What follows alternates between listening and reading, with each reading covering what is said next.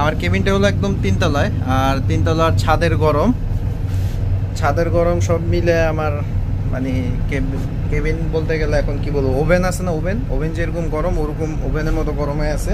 আর আপনাদের মনে হয় যে যাত্রী আবার কি ফিরবে, যে এরকম যে যেখানে সড়ক ব্যবস্থা মানে সড়ক যোগাযোগ ব্যবস্থা অনেক উন্নত, তাড়াতাড়ি গাড়িতে যেই পরিমাণ অ্যাক্সিডেন্ট হইতেছে, এইতে আমার মনে হয় লঞ্চে যাতায়াত করাই ভালো। আপনাদের এই যে আমতলী থেকে ঢাকা আমতলী মানে আপ ডাউন, আপনাদের মানে আনুমানিক পরিচালনা মানে ট্রিপ পরিচালনা ব্যয় কত টাকা? Up down? হ্যাঁ, আপ ডাউনের ট্রিপ ব্যয় আছে। আসসালামু আলাইকুম, স্টিম লঞ্চলাভের একটি ট্রাভেল ভিডিওতে আপনাদের স্বাগতম জানাচ্ছি। তো আজকে আমি আমতলী থেকে ঢাকা যাব সুন্দরবন 7 লঞ্চে। আর আপনারা ইতিমধ্যেই জানেন যে আমতলী নৌ রুটে কিন্তু পদ্মা সেতুর পরে কিন্তু লঞ্চ চলাচল একেবারেই বন্ধ হয়ে গিয়েছে। তো এইবার ঈদ উল ফিতর উপলক্ষে কিন্তু বেশ কিছু লঞ্চ চলাচল করেছিল। আর আজকে আমি আপনাদেরকে দেখাবো ঠিক কী কারণে লঞ্চ বন্ধ হয়ে গিয়েছে আমতলী রুটে, আর কেনই বা যাত্রী সংখ্যা কমে গিয়েছে, আর লঞ্চ মালিকরাই বা কত টাকা বা কীরকম লোকসান দেয়, আর কী পরিমাণ যাত্রী নিয়ে আমতলী থেকে ঢাকা ঈদ ছাড়া চলাচল করে, তো সেটা আপনারা একটি ধারণা পাবেন। তো চলুন ভিডিওটি শুরু করা যাক আমতলী লঞ্চঘাট থেকে। তো আমতলী লঞ্চঘাটে এখন সুন্দরবন 7 আছে, আজকে 4:20 ছেড়ে যাবে। তো আমি সুন্দরবন 7 লঞ্চে একটি এসি সিঙ্গেল কেবিন নিব, আর ভাড়া হলো 1000 টাকা। ছাড়বে আমতলী থেকে বিকাল 4:20। তো ঈদের পদ্মা সেতু হয়ে যাওয়ার পরে কিন্তু এই রুটটি বন্ধ হয়ে গিয়েছে অলরেডি, বলতে গেলে প্রতি ঈদেই চলাচল করে। আসলাম এসি, আমার যাত্রী খুবই কম না। আচ্ছা দেন তাহলে আমার একটা কেবিন দেন। হ্যাঁ সিঙ্গেল।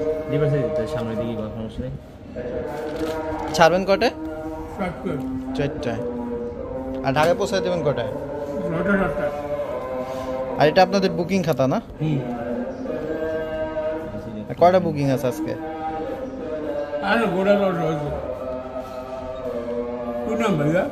জুবাইর হোসেন।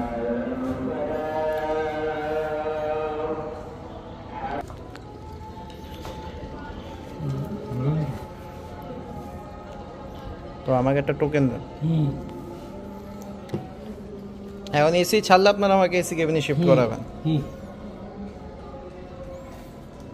গরম লাগবে তো নাকি? কত এটা? 323। কয় তলায়? 3 তলায়। রিভার সাইড না? দোতলা রিভার সাইড হবে না? 3 তলা তো ছাদের গরম। তো আমি 1000 টাকা ফুল অ্যাডভান্স করে মানে ফুল পেমেন্টটা করি আমি সিঙ্গেল কেবিন নিলাম। 323 নাম্বার, 1000 টাকা ভাড়া রাখলো। আর যাত্রী কম, তাদের এসি ছাড়ার সম্ভাবনাও কম। যদি এসি ছাড়ে তাহলে আমাকে তারা এসি কেবিনে শিফট করাবে, মানে এসি কেবিন দেবে। আর যদি না ছাড়ে তাহলে আমাকে নন এসি কেবিনে যেতে হবে, যাত্রী স্বল্পতা। আর এটা হলো রিভার সাইড, দ্বিতীয় তলা রিভার সাইড কেবিন এরিয়া। আমি যাব হলো 3 তলায়, আর এটা হলো 2 তলা থেকে 3 তলায় ওঠার সিঁড়ি। তো যেটা বলছিলাম যে পদ্মা সেতু চালু হওয়ার পর থেকে এই রুটে যাত্রী সংখ্যা একেবারে কমে গেছে। সারা বছরব্যাপী বন্ধ ছিল। তো রমজানের ঈদ উপলক্ষে এই জায়গায় লঞ্চ চলাচল শুরু হয়েছে আবার, তবে এখনও আবার বন্ধ হওয়ার উপক্রম। ঈদ শেষ, যাত্রীও কমে গেছে। মূলত এই টেবিল থেকে একজন কেবিন বয় চাবি দেবে, কিন্তু কেবিন বয়কে পাচ্ছি না।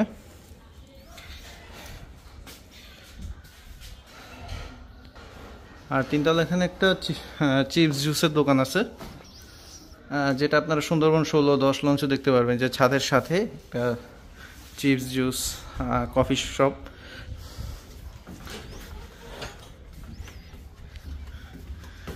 আর আছে এখন 3 তলায়, তাদের অন্য কেবিনগুলো আপনাদেরকে দেখাবো ইনশাল্লাহ।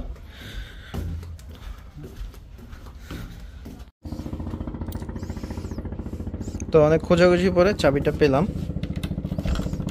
আর এই হলো আমার কেবিন। একটু যদি আপনাদেরকে দেখাই। আর এই যে আমার কেবিন, এটা বেসিক্যালি একটা নন এসি কেবিন। একটা খাট আছে, একটা টিভি আছে, এখনো জায়গাটা চালু হয়নি যার জন্য এখনো লাইট জ্বলতেছে না। একটা ফ্যান আছে উপরে, আর চার্জিং পোর্ট আছে। তো মোটামুটি, আর এরকম ডাবল কেবিন 2টা খাট থাকবে, তো সেটা হলো 2000 টাকা ভাড়া। তো আপনাদেরকে সুন্দরবন 7 লঞ্চের একটু মাস্টার ব্রিজটা দেখাই।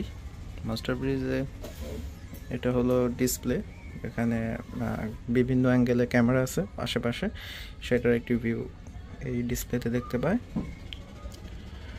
আর এটা হলো রাডার ডিসপ্লে, আশেপাশে থাকা নৌযানগুলো ডিটেক্ট করে এই স্ক্রিনে দেখে। আর এটা হলো টেলিগ্রাফ, ইঞ্জিন রুমের সংকেত পাঠায়। আর ওটা হলো যেটা দেখতে, এটা হলো ইকো সাউন্ডার, নদীতে কতটুক পানি আছে সেটা দেখা যায়। তারপর এটা হলো ইন্ডিকেটর, জাহাজটি কী পরিমাণ ডানে বামে হাইড্রোলিক হুইলের মাধ্যমে টার্ন নিতেছে সেটা এই ইন্ডিকেটরের মাধ্যমে দেখা যায়। তো ঘড়িতে এখন 4টা 30 মিনিট, আর আমতলী লঞ্চঘাট থেকে এখন বের হয়ে যাচ্ছে এমভি সুন্দরবন 7 লঞ্চটি।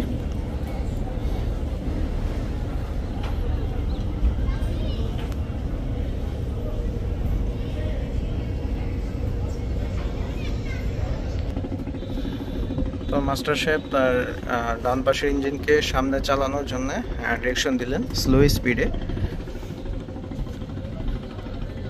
মাস্টার সাহেব, আমাদের এই ঢাকা পর্যন্ত যেতে মোট কয়টা ঘাট ধরতে হবে? মোট 6টা। মানে এটার পরে কি ঘাট? আমতলির পরে টবের করলেন, মানে এখন ইঞ্জিন বন্ধ করে দিলেন। আর আমতলি পরে যাবে পুরাঘাটা, সেখানে যেতে কতক্ষণ লাগবে? 5 মিনিট লাগবে, মানে নদীর ওই পার।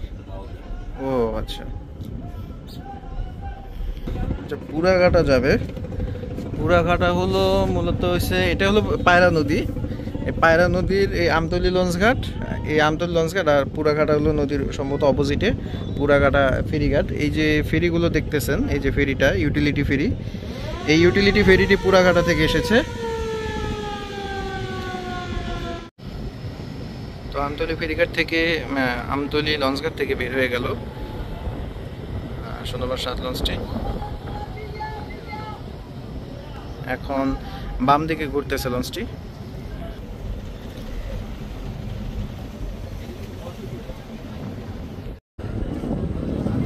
তো আমতলী থেকে পুরাঘাটা লঞ্চঘাট পর্যন্ত আসতে সময় লাগলো মাত্র 8 মিনিট, মানে কাছে বলতে গেলে এ হলো পুরাঘাটা লঞ্চঘাট, আর ওই পারে হলো আমতলী লঞ্চঘাট, মানে নদীর এই পার আর ওই পার। এখানেও দেখা যাচ্ছে মোটামুটি আহামরি যাত্রী নেই, কিন্তু মোটামুটি যাত্রী আছে, কারণ আমতলী রুটটা বন্ধ হয়ে যায়, মানে বন্ধ হয়ে যাওয়ার যেহেতু পদ্মা সেতু হয়ে গেছে।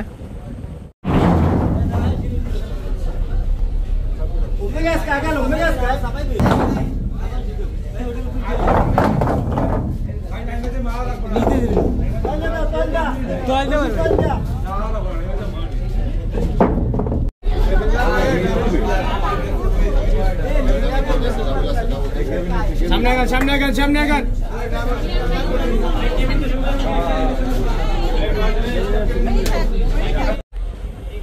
তো পুরাঘাটা লঞ্চঘাটে যাত্রা বিরতি করলো মাত্র 4 মিনিটের জন্য। তো যাত্রী নেওয়া শেষ পুরাঘাটা লঞ্চঘাট থেকে, এখন ছেড়ে যাচ্ছে পুরাঘাটা লঞ্চঘাট থেকে।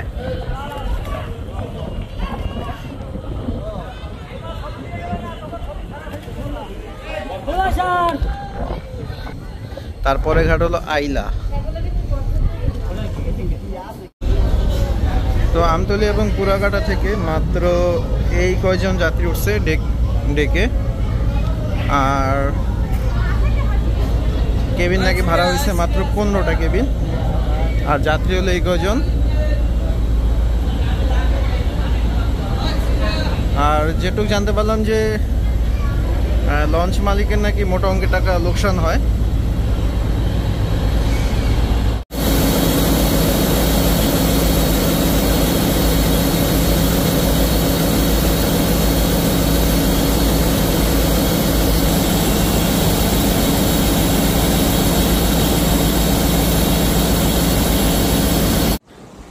তো বেশ আহামরি গতি না, মানে মোটামুটি ধীর গতিতেই কিন্তু চলতেছে, বা মিডিয়াম স্পিডও বলা যায়। এই স্পিড ধরেই কিন্তু পুরো রাস্তা চলবে সুন্দরবন 7 লঞ্চটি।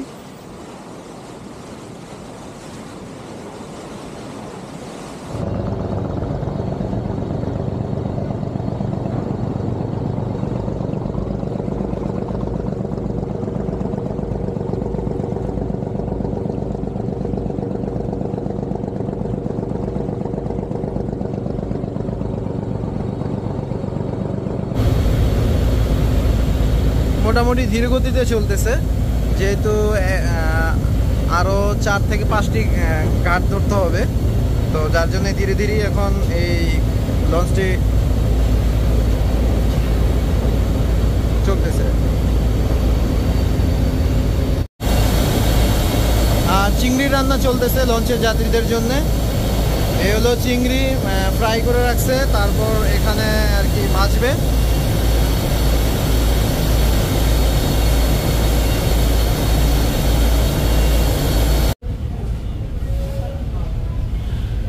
তো লঞ্চ এখন যাচ্ছে পায়রা নদী দিয়ে আর পরবর্তী ঘাটের উদ্দেশ্যে।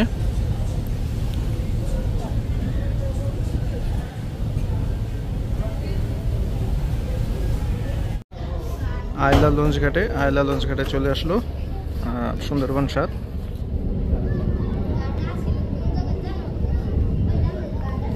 তো আয়লা লঞ্চ ঘাটে দেখা যাচ্ছে আয়লা লঞ্চ ঘাটে কোনো পন্টুন নেই, বলতে পারেন যে রাস্তার সাথে নদীর পার, সেই নদীর পার থেকে যাত্রীদেরকে উঠতে হবে এই আয়লা লঞ্চ ঘাট থেকে। লঞ্চ ঘাট না ঠিক, নদীর পার থেকে উঠতে হবে। এখানে কখনো লঞ্চ ঘাট ছিল কিনা আমার জানা নেই, মনে হয় না ছিল।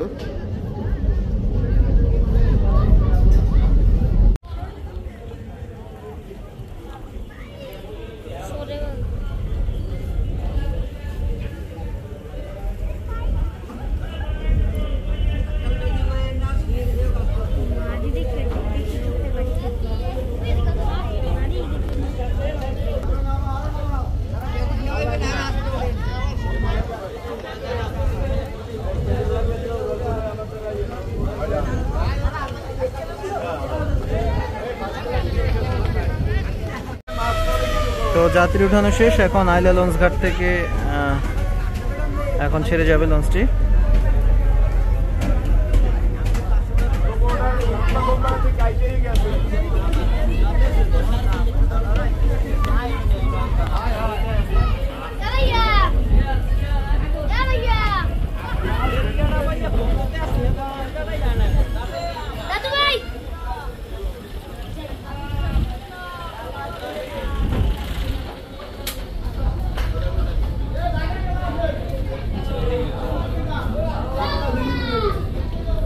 তো আইলার পরে পরবর্তী ঘাট হলো ভয়াং।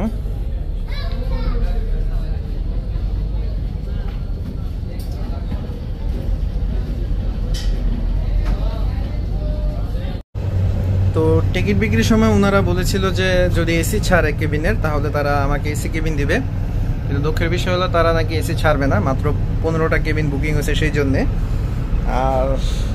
আর আমার কেবিনটা হলো 3 তলায়, আমার কেবিনটা হলো একদম 3 তলায়, আর 3 তলার ছাদের গরম সব মিলে আমার মানে কেবিন বলতে গেলে এখন কি বলবো, ওভেন আছে না, ওভেন যেরকম গরম ওরকম ওভেনের মতো গরম হয়ে আছে। মানে আমার ড্রোন উড়ালাম, ফ্লাই করলাম আরও প্রায় 1 ঘন্টা আগে, সেই ড্রোনের ব্যাটারি এখন পর্যন্ত ঠান্ডা হইতেছে না। ড্রোন স্টিল গরম হয়ে আছে, ব্যাটারি গরম হয়ে আছে, পানিটা পর্যন্ত গরম হয়ে আছে, মানে খুবই একটা বাজে অবস্থা। এখন বিকাল 5টা 47 মিনিট আর ভয়াং লঞ্চ ঘাটে চলে আসলো সুন্দরবন 7 লঞ্চ। আর ভয়াং লঞ্চ ঘাটে দেখা যাচ্ছে বেশ কিছু যাত্রী আছে ঢাকাগামী।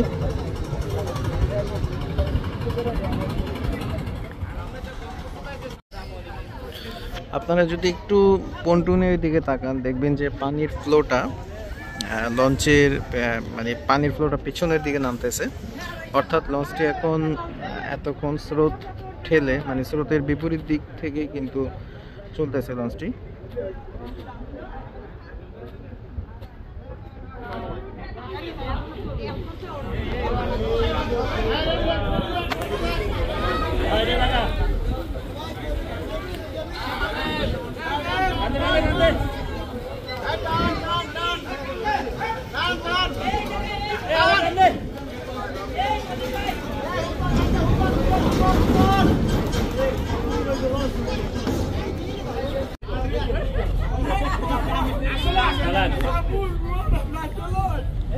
তো মাত্র 1 মিনিট ছিল ভয়াং লঞ্চ ঘাটে, 1 মিনিট যাত্রী ওঠা শেষ। এখন ভয়াং লঞ্চ ঘাট থেকে ছেড়ে যাচ্ছে। আচ্ছা, ভয়াঙ্গের পর কোন লঞ্চ ঘাটে যাবে? কতক্ষণ লাগবে এখান থেকে যাইতে? হ্যাঁ, আধা ঘন্টা। তারপরে ঘাট হলো কাকড়াবুনিয়া, যাইতে সময় লাগবে আধা ঘন্টা, প্রায় 30 মিনিট সময় লাগবে। আর বেসিক্যালি উনি হলেন এই লঞ্চের আপনি প্রথম শ্রেণী মাস্টার নাকি? প্রথম শ্রেণীর বড় মাস্টার বা প্রথম শ্রেণী মাস্টার যে বলে, উনার ডিরেকশনই যে ভেতরে যে শুকানি আছে, ভেতরে যিনি আছেন উনি লঞ্চ কন্ট্রোল করতেছেন।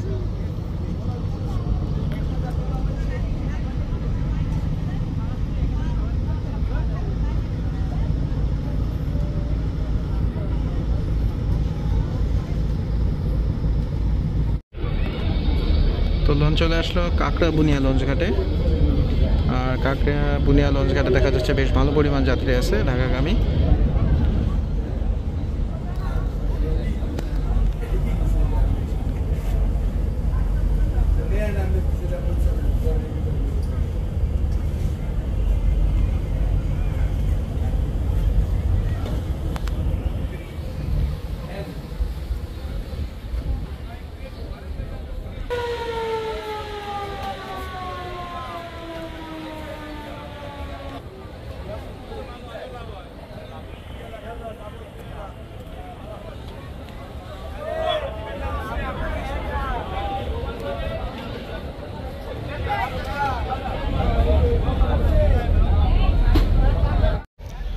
তো কাকড়াবুনিয়া লঞ্চ ঘাট থেকে ছেড়ে যাচ্ছে।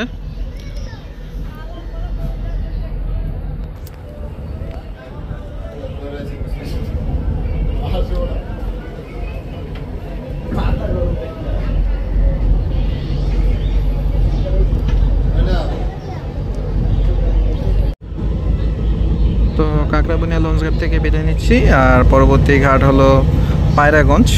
তো দেখা হবে পায়রাগঞ্জে।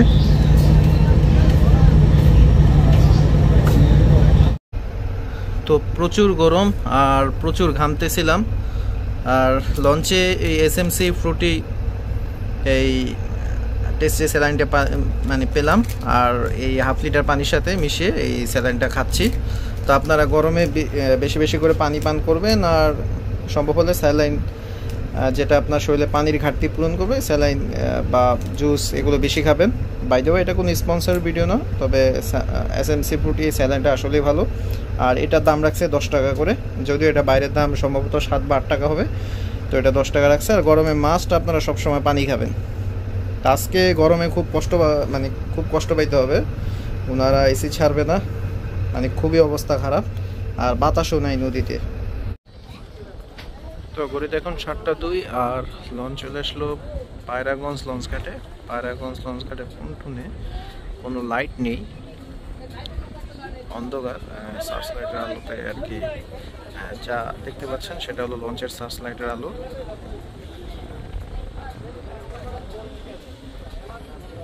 আর নদীতে প্রচুর বাতাস, যার জন্য একটু সময় লাগতেছে লঞ্চটির বার্থিং করতে, কারণ বাতাসের সময় লঞ্চকে বার্থিং করানো খুবই টাফ।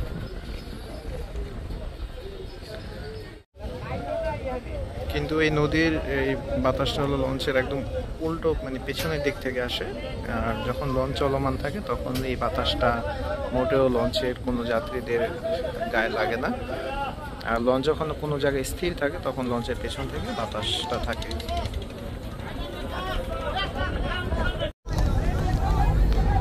তো ঘড়িতে এখন 7:41 আর লঞ্চ চলে আসলো পিকাখালী লঞ্চ ঘাটে। আর সম্ভবত এটাই হয়তো বা লাস্ট স্টপেজ ঢাকার আগে। ভিকারখালী লঞ্চঘাটে সম্ভবত যাত্রী থেকে উৎসুক জনতাই বেশি দেখা যাচ্ছে, যারা ঘাটের দর্শনার্থী।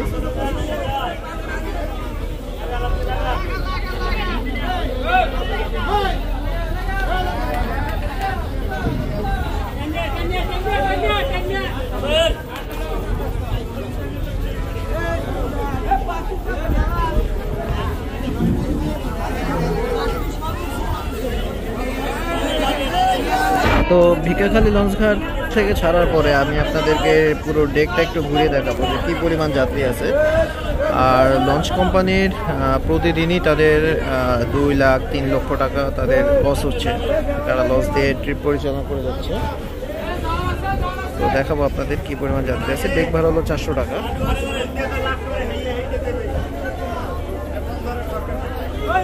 তো তখনই আপনারা হয়তো আন্দাজ করতে পারবেন যে ঠিক কীভাবে বিজনেসটা বর্তমানে চলতেছে, মানে আমতলীতে এখন লঞ্চ ব্যবসা কীরকম চলতেছে সেটা নিয়ে আপনারা একটা ধারণা পাবেন।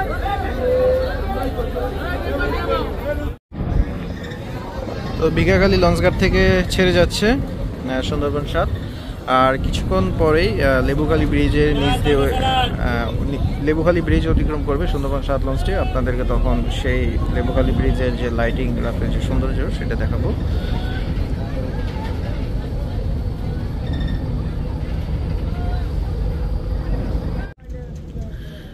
তো আমতলী থেকে ঢাকা যাওয়ার আমার মানে সবচেয়ে যেই জিনিসটার জন্য আমি সবচেয়ে বেশি ওয়েট করছিলাম সেটা হলো এই পায়রা সেতুর রাতের যে লাইটিংয়ের সৌন্দর্য সেটার জন্যে।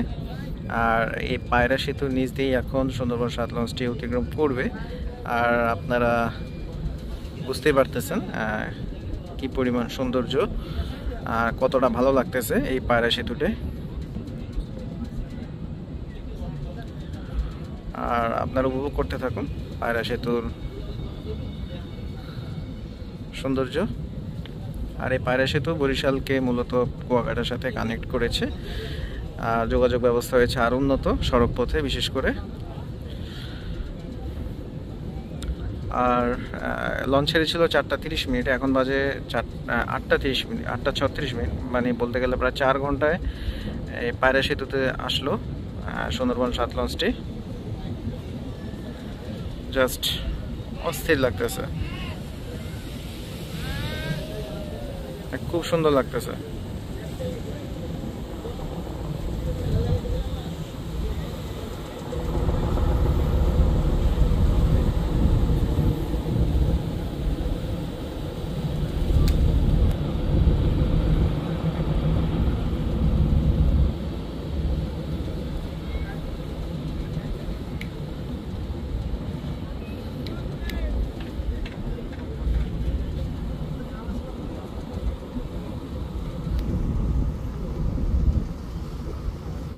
আচ্ছা ভাই, আপনি আমাকে একটু বলেন ভাতের দামটা কত এখানে? একটু 40 টাকা। 540। আর মুরগি? মুরগি 200। আর ডাল কত করে রাখতেছেন? ডাল 40। আচ্ছা, আপনাদের এই লঞ্চটা পৌঁছাতে কত সময় লাগবে? মানে নামবেন কত? সদরঘাট না প্রতি? সদরঘাট। সদরঘাট আপনার 7টা, সকাল 7টা বাজে। 6:30 আর আপনাদের মনে হয় যে যাত্রী আবার কি ফিরবে, যে এরকম যেখানে সড়ক ব্যবস্থা মানে সড়ক যোগাযোগ ব্যবস্থা অনেক উন্নত, তাড়াতাড়ি গাড়িতে যেই পরিমাণে অ্যাক্সিডেন্ট হইতেছে এইতে আমার মনে হয় লঞ্চে যাতায়াত করাই ভালো, কারণ নিরাপত্তা আপনার থাকবে সবসময়। আর গাড়ির এই ব্যাপার, আর লঞ্চটা এমন হয়ে গেছে পদ্মা সেতু হওয়ার পরে লঞ্চটা খুবই, মানে আপনারা এই ঈদে কেমন যাত্রী পাইছেন? মানে আগের ঈদের মতো, মানে যখন পদ্মা সেতু ছিল না তখন কেমন যাত্রী ছিল আর এখন কেমন যাত্রী পেলেন? ঈদের সময় আপনার প্রতিটা ট্রিপে 2000-2400-2500 এরপর 1800 যাত্রী নিচ্ছে। আর এইবার ঈদে আপনার ওইরকম যাত্রী হয় না, একবার হয়েছিল 2000 আর আপনার 1500, 1100, 1200 এই যাত্রী। আচ্ছা, আর পুরো লঞ্চে ঘুরে দেখলাম যে যাত্রী তুলনামূলক খুবই কম। মানে এত লঞ্চ দিয়ে মানে কিভাবে, মানে কতদিন চালাবেন বা কিভাবে চালাচ্ছেন? ভাই এত মালিকেরা আপনার যদি 2 টাকা আয় না হয়, 2 টাকা আয় না হয়, সেটাই তো দেখতেছি। যদি লস হয় তাহলে কেমনে লঞ্চ চালাবে? আর আপনি এই মানে এই মেরিন সেক্টর মানে কত বছর? আমি মানে নো সেক্টরে 2013 সাল থেকে। 2013 সাল থেকে। আপনি শুরু করছিলেন কোন লঞ্চ দিয়ে? আমি শুরু করছিলাম বরিশাল লঞ্চের ডিপ রেস্টে। দ্বীপরাজ। আর এই সুন্দরবনের সাথে কত বছর আছে? 2016 সালে। 2016 সালে। আর আপনাদের, আচ্ছা আরেকটা প্রশ্ন, যদি আপনি উত্তর যদি ব্যক্তিগত না হয় তাহলে দিয়েন না, সেটা হলো যে আপনাদের এই যে আমতলী থেকে ঢাকা আমতলী মানে আপ ডাউন আপনাদের মানে আনুমানিক পরিচালনা মানে ট্রিপ পরিচালনা ব্যয় কত টাকা? Up down? হ্যাঁ, আমাদের আপ ডাউনের ট্রিপ ব্যয় আছে হইলে আপনার 5 লাখ টাকার উপরে। 5 লাখ টাকার উপরে, মানে 5 লাখ টাকা উঠে তারপর যেটা থাকবে সেটা হচ্ছে মালিকের প্রফিট। কিন্তু আজকে তো যাত্রী তো একেবারে অবস্থা এই ট্রিপে নরমালে 2 থেকে 2.5 লাখ টাকা নিশ্চিত লস না, সেটাই দেখতেছি লস। এবার গ্যাসে ট্রিপে লস হয়েছে, গ্যাসে ট্রিপে আমাদের একটা ইঞ্জিন নষ্ট হয়ে গেছে, এইটা আমরা ধরা খেয়ে গেছি। মানে তারপর আপনার চাচ্ছেন যে মানে এই লস দিয়ে হলো ট্রিপটা মানে যেন যাত্রীরা আবার ফিরে। হ্যাঁ, যাত্রীরা যেন আবার ফিরে, আমরা এটাই আশা করি, এগুলি আশা করি। আর সবাই বলতেছি সুন্দরবনে আসবেন, সুন্দরবনের সার্ভিস খুব সুন্দর সার্ভিস, আপনাদের সেবায় সুন্দরবন থাকবে সবসময়, আজও ছিল, সবসময় থাকবে, এখনো থাকবে। ঠিক আছে, আপনার নামটা একটু বলবেন? আমার নাম মোহাম্মদ নুরুল ইসলাম। নুরুল ইসলাম, ঠিক আছে নুরুল ইসলাম ভাই, থ্যাংক ইউ আপনাকে। আমি যখন এই ভিডিওটা করতেছি তার 3 থেকে 4 দিন আগে আমি কার্নিভাল ক্রুজ ফেরিতে এই সেম সাইজের সোনালী মুরগি 160 টাকা করে খেয়েছি। তো সুন্দরবন 7 লঞ্চে এই মুরগিটার দাম রাখতেছে 200 টাকা। তো আমার কাছে মনে হইতেছে এটা টু মাচ এক্সপেন্সিভ। এটা ঠান্ডা, মুরগিটা ঠান্ডা। আর এই হলো ডাল, তাদের কাছে বেশি অপশন ছিল না। চিংড়ি, যেহেতু যাত্রী কম তাদের কাছে খাবারের অপশনও কম, ভর্তাও করে নাই, করছে হলো মুরগি আর ডাল চচ্চড়ি আর করছে চিংড়ি মাছ। তো যেহেতু আমার অ্যালার্জির সমস্যা আমি তাই চিংড়ি মাছটা অ্যাভয়েড করলাম, তো আপাতত এটা দিয়ে খাচ্ছি। তো সাধারণত অন্যান্য লঞ্চের ডাল চচ্চড়িটা বেশ মজা হয়, তো এই লঞ্চের ডাল চচ্চড়িটাও বেশ মজা। তবে মুরগি ভুনাটা আমার কাছে খুব একটা লাগে না, অ্যাভারেজ টেস্ট। তবে আমি সবচেয়ে মজাদার মুরগি ভুনা খাইছিলাম এমবি ভোলা লঞ্চে। ওই লঞ্চের মুরগি ভুনাটা খুব মজা লাগছিল। যারা আমার এমবি ভোলা লঞ্চের ভ্রমণ ভিডিওটা দেখছেন তারা হয়তো বা জানতে পারবেন যে এমবি ভোলা লঞ্চের যে মুরগি ভুনাটা আমার কাছে খুব ভালো লাগছে। তো এই হলো যাত্রীর অবস্থা, ঠিক এতগুলাই যাত্রী আছে এখন লঞ্চে। সব ঘাট থেকে কিন্তু লঞ্চ ছাড়া শেষ, এখন ঢাকা যাবে সরাসরি।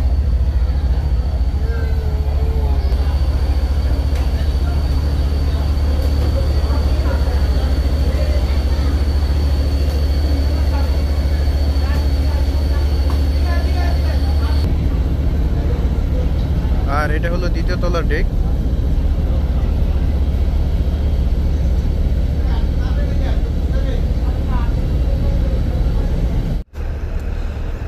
তো ব্যাপারটা হলো যে কেবিনের ভিতরে এত গরম, আর যেহেতু এটা নন এসি কেবিন, আর তারা যেহেতু তাদের যাত্রী কম, তারা এসি মানে আমি এসি কেবিন চেয়েছিলাম, তো তারা এসি কেবিন দেয়নি, কারণ তারা এসি ছাড়বে না।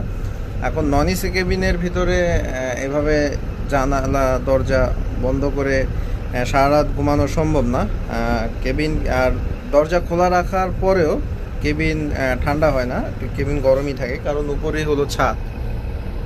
3 তলার কেবিন, 3 তলার উপরে হলো ছাদ। ছাদের যে একটা গরম, সেই গরমটা এখন সারা রাত ভরে আর কি এই গরমটা ছাড়বে এই সিলিং থেকে।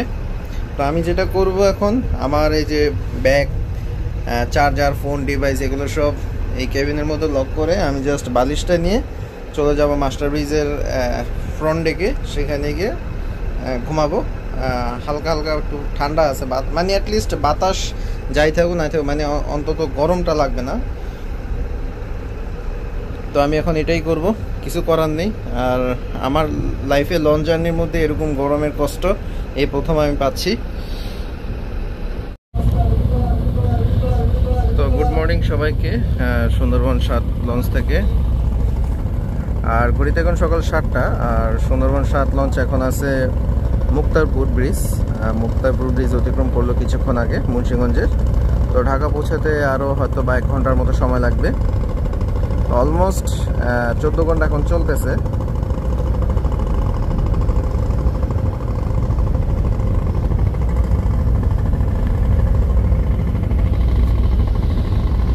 যেখানে বাসে 5 থেকে 6 ঘন্টা সময় লাগে, 5 ঘন্টা, আমি নিজে 5 ঘন্টা সময় আমতলী গেলাম ঢাকা থেকে, তো সেখানে অলমোস্ট 14 ঘন্টা হয়ে গেছে। বাসের 3 গুণ বেশি সময়, কিন্তু এখনো পৌঁছাতে পারলো না।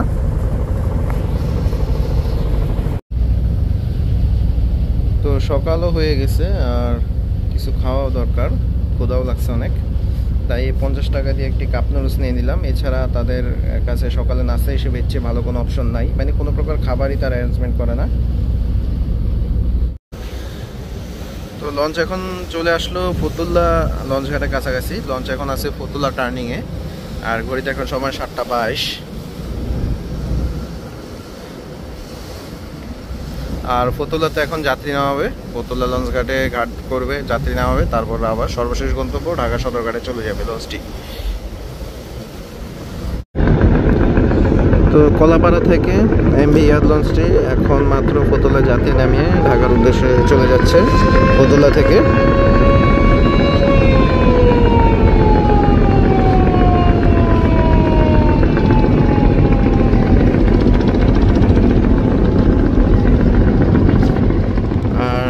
সুন্দরবন সাত এখন এই ফতুল্লা লঞ্চ ঘাট এখন বার্থিং করবে, যাত্রী নামাবে, তারপর ঢাকা চলে যাবে।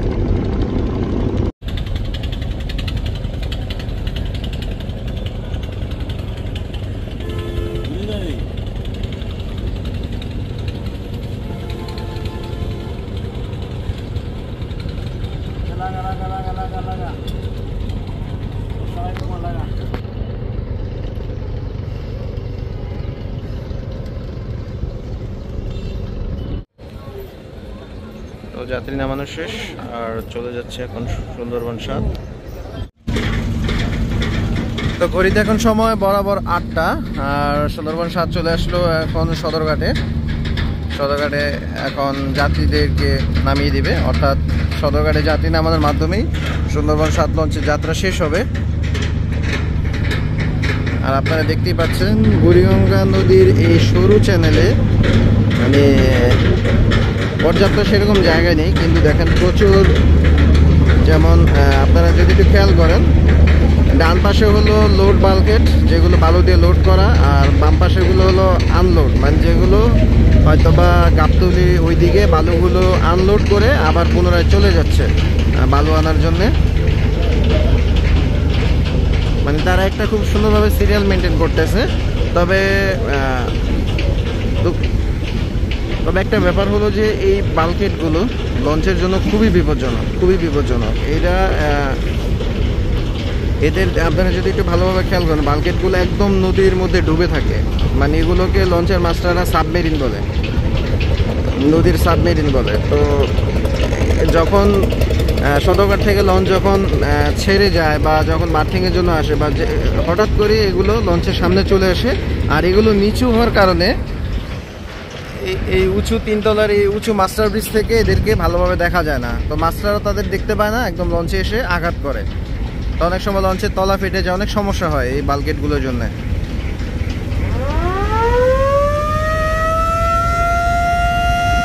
তো মূলত এই বাল্কেটগুলোর জন্যই মাস্টারদেরকে অনেক সতর্ক থাকতে হয়।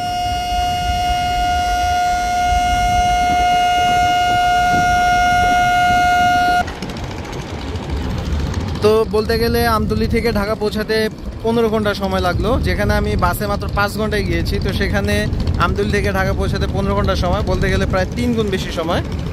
তো পদ্মা সেতুর মানে যোগাযোগ ব্যবস্থা এতটাই পরিবর্তন করে দিয়েছে, যা আপনার মানে আপাত দৃষ্টিতে আমি যেটা বুঝতে পারছি যে 10 ঘন্টা সময় সেভ হয়েছে যাত্রীদের, 10 ঘন্টা সময় পদ্মা সেতু। আর পদ্মা সেতুর মাধ্যমে বাসে যে কোনো সময় যাওয়া যায়, লঞ্চ একটি নির্দিষ্ট সময় ছাড়ে। তবুও লঞ্চ হলো অনেক আরামদায়ক, এতে কোনো সন্দেহ নেই, লঞ্চের ভ্রমণ অনেক আরামদায়ক।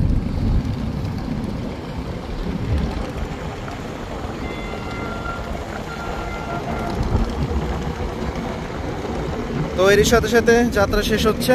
তো এখন নামার প্রস্তুতি নিতে হবে। তো এখন লঞ্চ থেকে নেমে যাব, আর এই হলো আমার টিকিট, সিঙ্গেল কেবিন, 1000 টাকা রাখছে।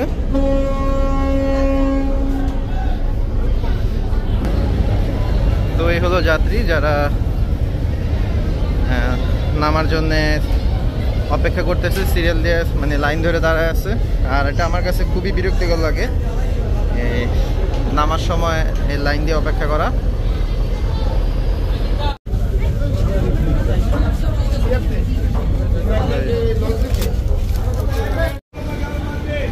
তো আলহামদুলিল্লাহ নিরাপদে ঢাকা পৌঁছালাম। আমদুলি থেকে ঢাকা পর্যন্ত আসতে অলমোস্ট 16 ঘন্টা সময় লেগে গেল। তো সুন্দরভাবে যাত্রা শেষ হয়েছে। আর আরেকটা বিষয় হলো, আমি জানি না কতদিন ঠিক এভাবে আমতলিতে মোটা অঙ্কের লোকসান দিয়ে কর্তৃপক্ষ লঞ্চ চালাবে, যেখানে সড়কপথে 5 ঘন্টা সময় লাগে। আর তো ভালো থাকুন, সুস্থ থাকুন, আমাদের ইউটিউব চ্যানেলটাকে সাবস্ক্রাইব করে রাখতে পারেন, সেই সাথে আমাদের ফেসবুক পেজটাকে ফলো করে রাখতে পারেন। সদরঘাট থেকে বিদায় নিচ্ছি, আল্লাহ হাফেজ।